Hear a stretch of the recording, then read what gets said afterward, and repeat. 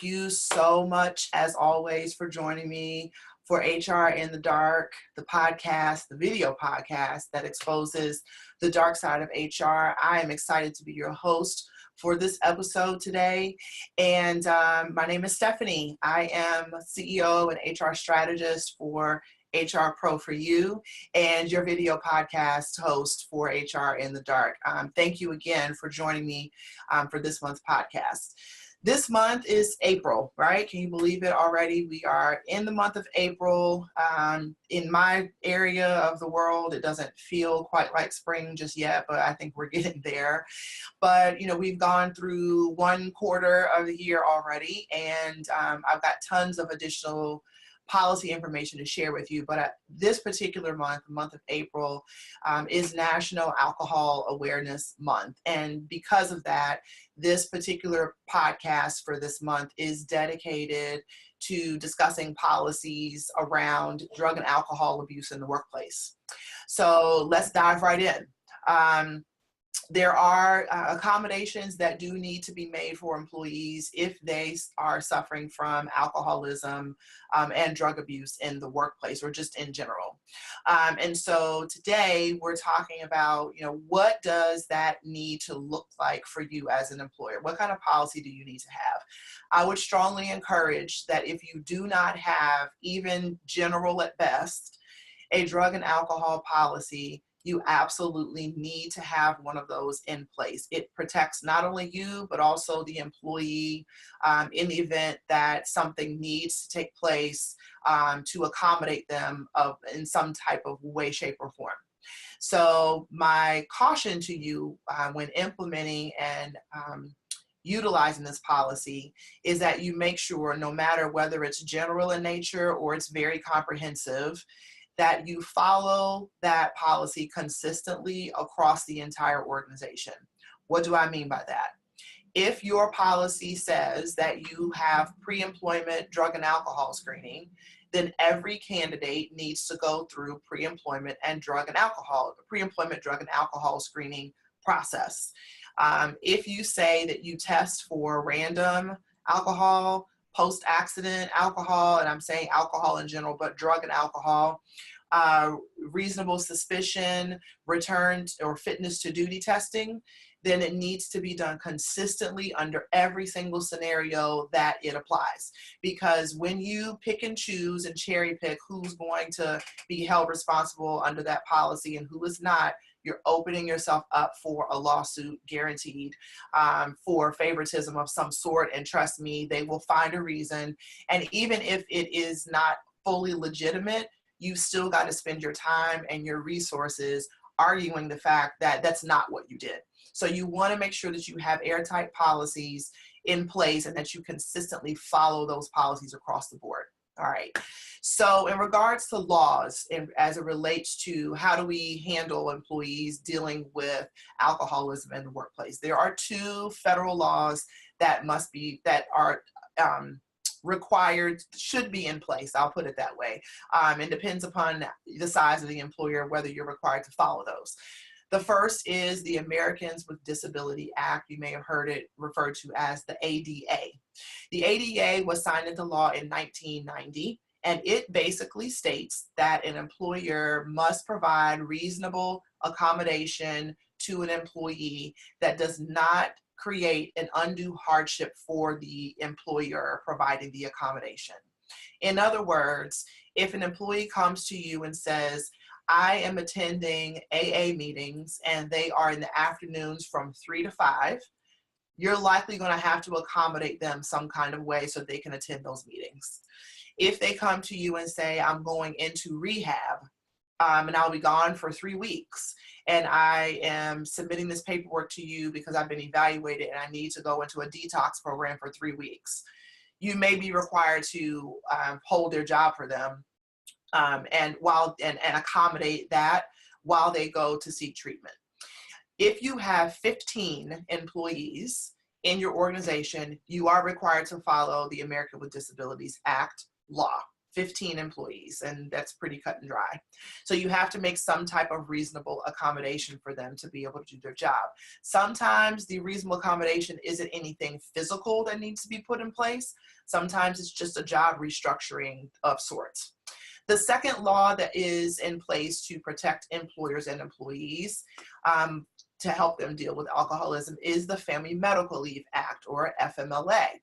FMLA was signed into law in 1986, and it provides, on the federal side, 12 weeks of job protection for an employee to deal with their own serious health condition.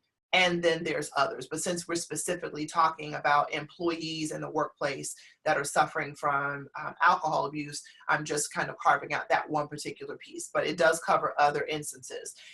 So the FMLA provides 12 weeks of job protection. What does that mean?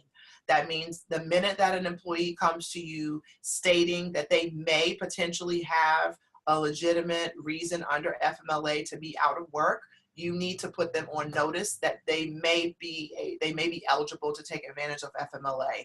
Once they provide the proper documentation within the right amount of time, then they get put on FMLA, and they cannot be terminated while they're on FMLA. They have to have job protection, they have to have their benefits have to stay intact, and they have to be returned or restored to the same or similar position when they return to work. Okay, so those are the two laws that I need you to be very familiar with. In terms of size, FMLA requires if you have 50 employees within a 75-mile radius of the headquarter office, you are then required to follow the Family Medical Leave Act, unless you live in a state where they have a miniature FMLA law, and there are some. In addition, some states or states or provinces, so we'll take the District of Columbia, for example, has a more generous FMLA leave policy. So instead of 12 weeks, DC offers 16 weeks. So if you have a head office in DC, your employees are entitled to 16 weeks of job protection, not 12. If you have less than 50 employees, depending upon where you're based, you may also still be required to have some form of the FMLA in place for those employees. So just be mindful of that. And if you're unsure whether you're required to follow the FMLA or the ADA, certainly reach out to an HR expert and find out exactly what you're required to do. Now, let's jump right into the case that I have for you. This is about an employee by the name of Bob Birch versus Coca-Cola Corporation. I mean, we all know who Coca-Cola Corporation is, right? So Bob was hired in 1989 as an area service manager, and he was based out of the Dallas, Texas location. During his tenure at Coca-Cola, he received performance evaluations. Kudos to them. They did performance evaluations, and his evaluations were generally marked as consistently across the board that he did well. In fact, he received a couple of service awards. He was recognized as having received one of the highest evaluations during one of the eval periods because he had exceeded and done an outstanding job during that period. However, his notes in the reviews did state that he had some issues with working relationships, and it was a developmental area for him. Fast forward now to 1992. Bob sought counseling under the company-sponsored Employee Assistance Program, or their EAP. During the time that he was seeking treatment at the EAP, who is not allowed to discuss the findings of their particular counseling session, so let me just say that. But during the time that he was seeking treatment, he discussed mainly relationship issues that were happening outside of work, but that were causing him stress, depression, and driving him to drink heavily. In that initial evaluation by the therapist, she noted, she didn't treat him for it, but she did note that she suspected there was probable alcohol abuse. Probably during the course of the conversation it came out. He saw that therapist for about 4 months. At the end of the 4 months, he requested a referral to see a psychiatrist to help him deal with some of the depression issues. That psychiatrist also noted that he suspected not only depression, but also probable alcohol abuse. At the end of that particular tenure, he was referred to a psychotherapist. So he's now escalating his treatment because he is feeling, pressure, depression, recognizes that there's some type of an issue. This is all during the course of 1992, going into the early part of 1993. While he never drank at work during work hours, he felt that his tenure at Coca-Cola exacerbated his drinking problem. Why is that? Because he felt that at every function, a dinner function, an award ceremony, a team building activity, going out after work to grab dinner, alcohol was always present and readily paid for by Coca-Cola. That presented an issue for him because he's suffering from alcoholism. So at the end of this tenure that he went to see the psychotherapist, in September of 1993, he went to a dinner function. It was a team dinner function. There were other managers and executives there that were on site. That particular dinner function became the demise of Bob and Coca-Cola. And the reason is because some of the other managers decided to use him as the whipping post and the butt of the jokes that took place during the course of the night. And because he had been drinking, he made some inappropriate comments and outbursts during the meeting. That warranted an investigation by who? Human Resources, when everybody got back to the office. So now Human Resources is investigating the incident, and at the same time, Bob has checked himself into a hospital to seek treatment, where he was for a few days. After the conclusion of being treated at the hospital for those few days, he sent a note, his doctor sent a note to Coca-Cola HR department stating we would like to have him to return to work, and he's able to return back to work, and he's requesting to return to work immediately. He's been treated and he's in a good space now to move forward. That same exact day, the investigator who was handling the investigation from the dinner incident a couple months prior had submitted a request to have him terminated because of his inappropriate behavior. 6 managers from Coca-Cola agreed with that action. He received a note saying that he was to return to his Dallas, Texas location, and in November of 1993, he was terminated.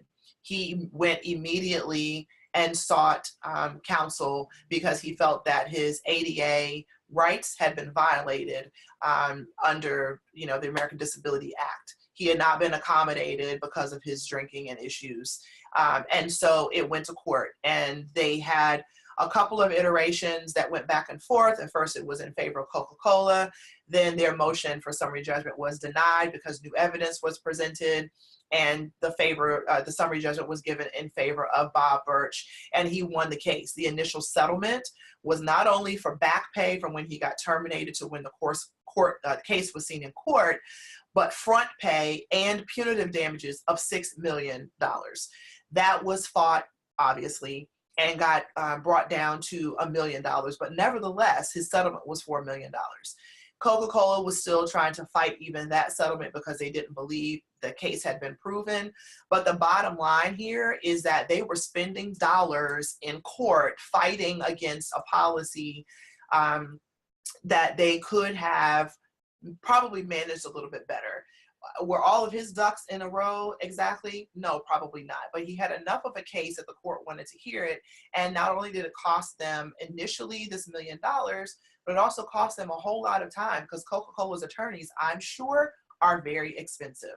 So the bottom line here is, if we suspect someone is suffering from alcoholism, while there's only so much that we can ask, we need to be on the proactive end of trying to make accommodations for them. The minute that they provide any kind of documentation that may look like they're seeking some type of treatment, we need to be prepared to offer an accommodation of some sort, offer and put them on notice about family medical leave, so that if we're required to follow it, so that we are covering ourselves as an organization.